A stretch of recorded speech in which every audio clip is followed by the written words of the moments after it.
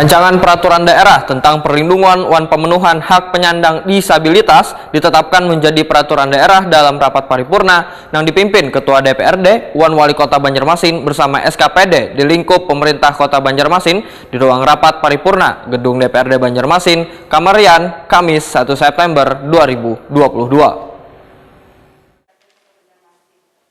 Rancangan Peraturan Daerah tentang Perlindungan wan Pemenuhan Hak Penyandang Disabilitas ditetapkan menjadi peraturan daerah dalam rapat paripurna yang dipimpin Ketua DPRD Banjarmasin Hari Wijaya, didampingi Wakil Ketua DPRD Banjarmasin Muhammad Yamin, wan dihadiri anggota DPRD Banjarmasin serta Wali Kota Banjarmasin Ibnu Sina bersama SKPD di lingkup pemerintah Kota Banjarmasin di ruang rapat paripurna Gedung DPRD Banjarmasin, Jalan Lambung Mangkurat, Banjarmasin Tengah, Kamarian, Kamis 1 September 2022.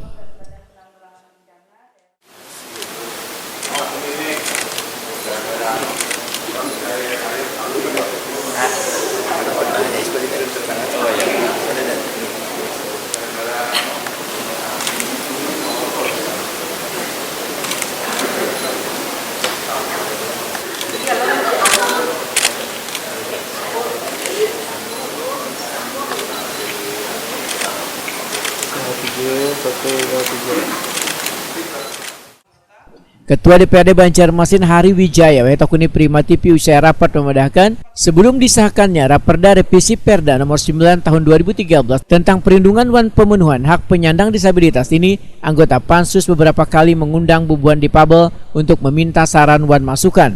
Politisi Partai Amanat Nasional ini menyatakan ada sejumlah poin-poin penting yang menjadi kewajiban pemerintah Kota Banjarmasin untuk membangun wan menyiapkan unit layanan disabilitas, yaitu di setiap pusat pelayanan, objek vital maupun pada ruang terbuka. Kita yang mana saat perda disabilitas berharap terhadap adanya peraturan daerah tersebut, pelayanan utamanya pelayanan untuk disabilitas itu lebih ditingkatkan lagi. Kita melihat di lapangan di jalan protokol pun untuk pelayanan disabilitas fasilitasnya sudah mulai rusak.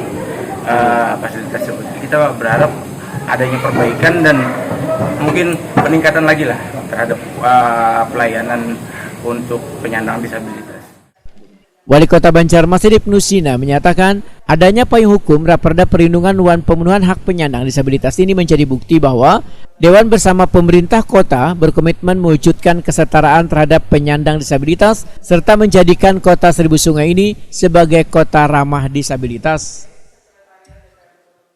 Jadi saya kira Kota Banjarmasin sebagai kota pertama yang meluncing roadmap menuju kota inklusi di Indonesia itu harusnya di depan terkait dengan penyandang disabilitas. Jadi bukan kemudian mengeksploitasi mereka, tetapi kawan-kawan dari penyandang disabilitas ini diberikan hak yang sama ya, untuk mendapatkan fasilitasi seperti kayak trotoar yang kita bangun, misalnya akses terhadap disabilitas. Kantor-kantor yang dibangun dari kecamatan, kelurahan, kantor-kantor pemerintah harus akses ya, terhadap para penyandang disabilitas, baik diberikan RAM ataupun juga terkait dengan misalnya untuk di toilet dan lain sebagainya. Termasuk juga ketika dia ingin mengurus perizinan sendiri, ya kan ada papan penunjuk arah, dan itu menjadi kewajiban. Nah, di ruang-ruang publik ini harus diadopsi. Terkait dengan pembinaan keterampilan bagi penyandang disabilitas, menurut Ibnu Sina, pembinaannya dilakukan di masing-masing kelompok belajar yang ada di 5 kecamatan di Banjarmasin. Bahkan Dinas Pendidikan Banjarmasin mengeluarkan sertifikasi atau ijazah paket untuk kelompok-kelompok belajar yang sudah mengikuti proses pembelajaran.